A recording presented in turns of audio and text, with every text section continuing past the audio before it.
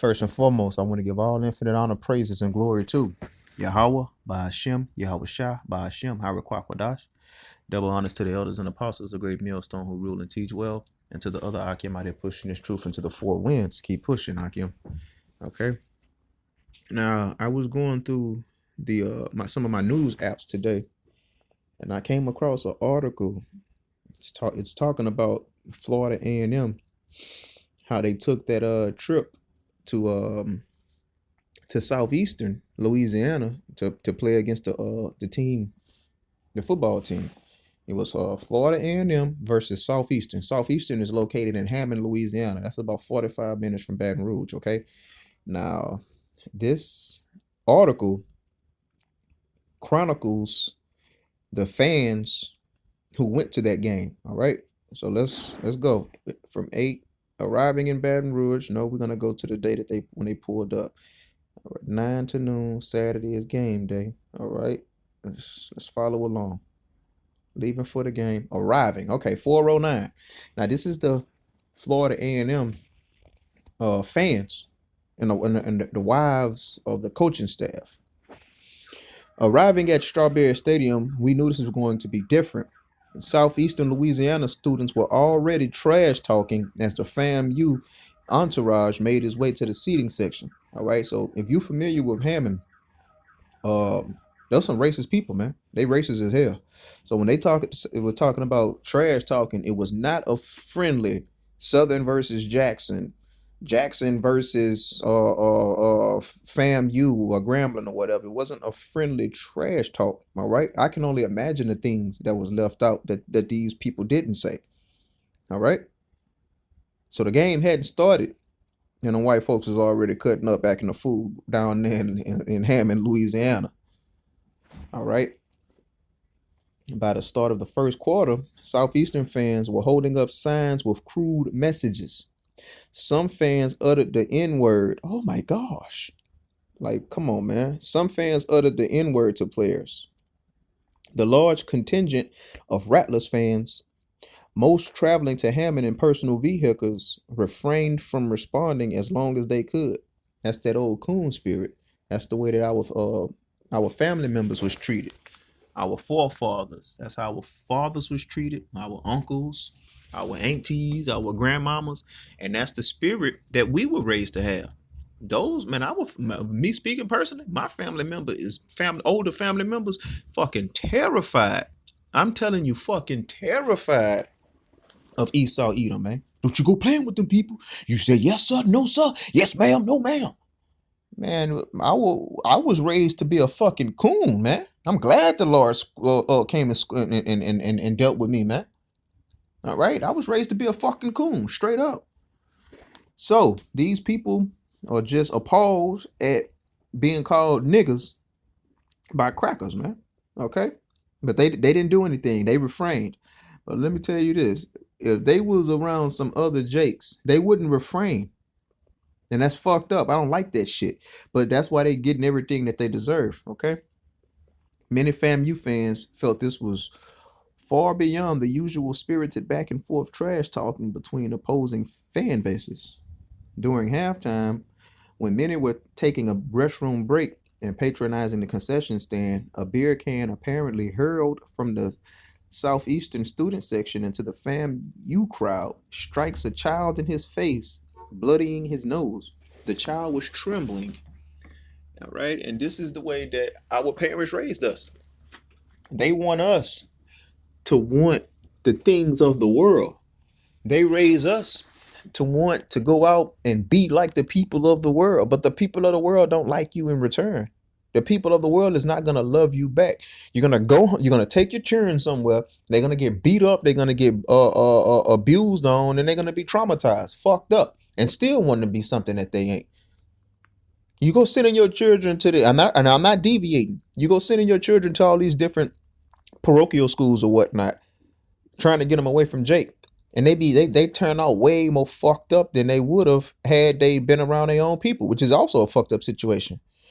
But you cannot educate your way up out of this thing. You cannot go buy a house next to some crackers and think that they're going to look at you the way that you want to be looked at. Their kids are going to be teased. They're going to be getting picked on by children that they can physically beat up, but they mind so fucked up that it won't even get that far. All right. Y'all surprised to be called niggas in this day and age. Rattlers fans are now at the point where enough is enough. Instead of trying to subdue the tension, police officers at the stadium threatened to remove Rattler fans from the game. So they finally took a stand, and the police was like, "We gonna take your nigga ass to jail if you don't sit your nigga ass down, boy. Do you know where the hell you at? This is down south Louisiana." And that's how they roll, man. Straight up. So when they did decide to stand up, the system stood up against them. The same system that they build day in and day out. The same system that they send their children to. They send their children to school to be system builders. The same system that they working so hard to show Esau Edom, the white man that they down, is the same system that told them to get their nigga ass out that stadium. Melina Murray, a FAMU student in attendance, was not happy. It's one thing to support your school, but throwing beer is unacceptable, she said. Jade Franklin, another FAMU student, part of the SGA fan base, said she was disappointed in how the Southeastern fans behaved.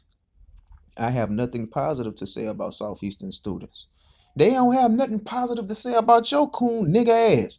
They are in their kingdom doing what the fuck they do. They are partying and having a good time. They don't want to see no niggas in they goddamn party. So you turn up on them. That they are what you call the establishment. You are the help. The establishment doesn't want to party with the help, so they're going to treat the help like the help and remind the help that they are the help. All right? FAMU fans deflect taunts and show school spirit. Man, I'm not even about to get into all that. So they just cooned all the way out. They humbled down, and they just started representing for their school, Florida A&M, which is set up by Esau Edom. The curriculum is set up by Esau Edom. The things that they teach you teaches you his history. So, Jake, no matter which way you go, if you're not dealing with Yahweh Shem Yahweh Shai, you're going to be fucked. They deflected the taunts and show school spirit. Oh my gosh, bro. Okay, let's get to the scriptures.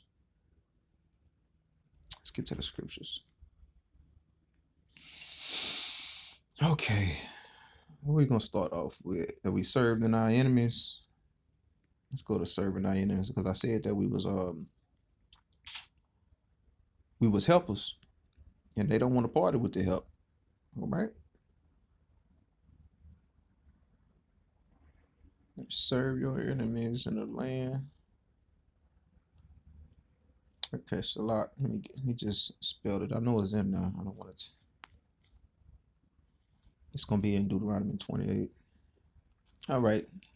Y'all should have known that. Deuteronomy 28:48. Therefore shall thou serve thine enemies, which the Lord shall send against thee. All right. So you're at the party with your enemies. All right. They don't want to be friends. They don't want to be equals. They don't care if you have a college degree. They don't care. They want to be served by you. They want you when they want a beer, they want you to show up and give it to them. When it's time to party and relax and turn up, they don't want to see you people laughing and joking. All right. Let me bring out another one, man. I'm gonna go to the beginning.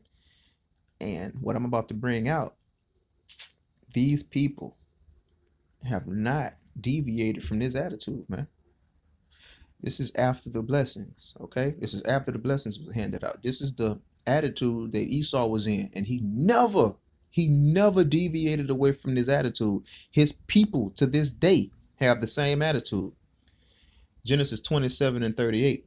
And Esau said unto his father, hast thou but one blessing, O my father? Hold on, let me go drop down to 41. Let's go to drop down to 41 and get straight to it. And Esau hated Jacob because of the blessing wherewith his father blessed him. And Esau said in his heart, the days of mourning for my father are at hand. Then will I slay my brother Jacob. They want to kill us, man. All right. And if they can't kill us, they just want to make our existence as uncomfortable and as hellish as possible.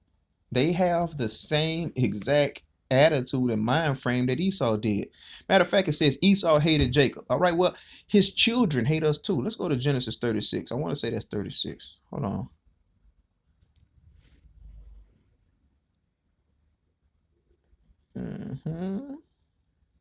36 and 8. Thus dwelt Esau in Mount Seir. Esau is Edom.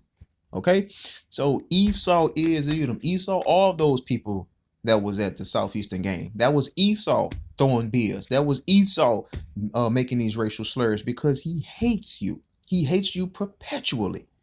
All right. And if you didn't have your head so stuck up his ass, ain't nothing wrong with going to a game, but you would know how to handle stuff.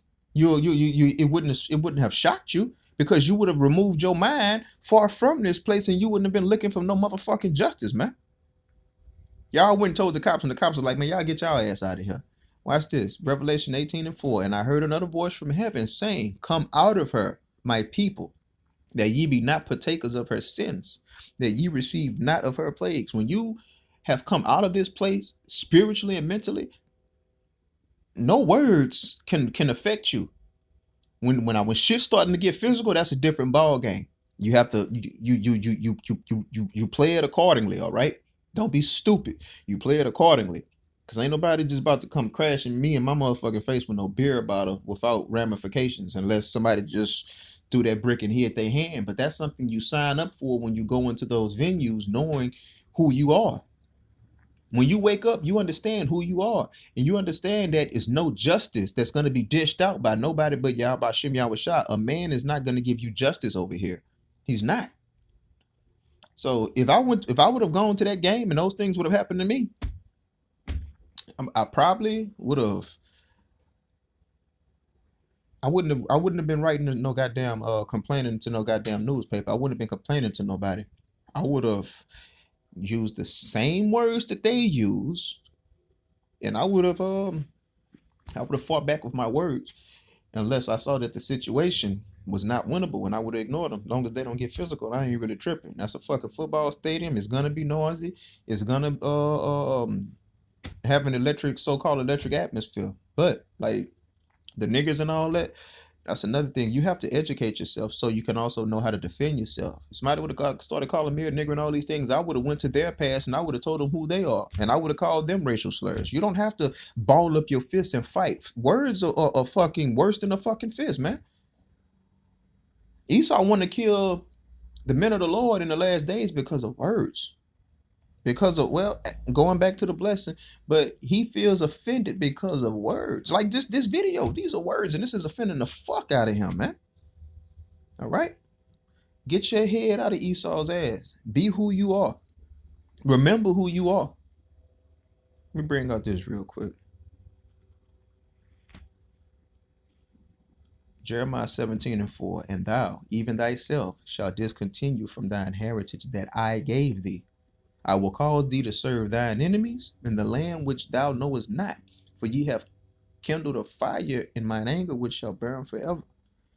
Thus saith the Lord, cursed be the man that trusteth in man, and maketh flesh his arm, and whose heart departed from the Lord. These guys are not turning to Yahweh Shem Yahweh Shah for answers. They're not turning to him for revenge.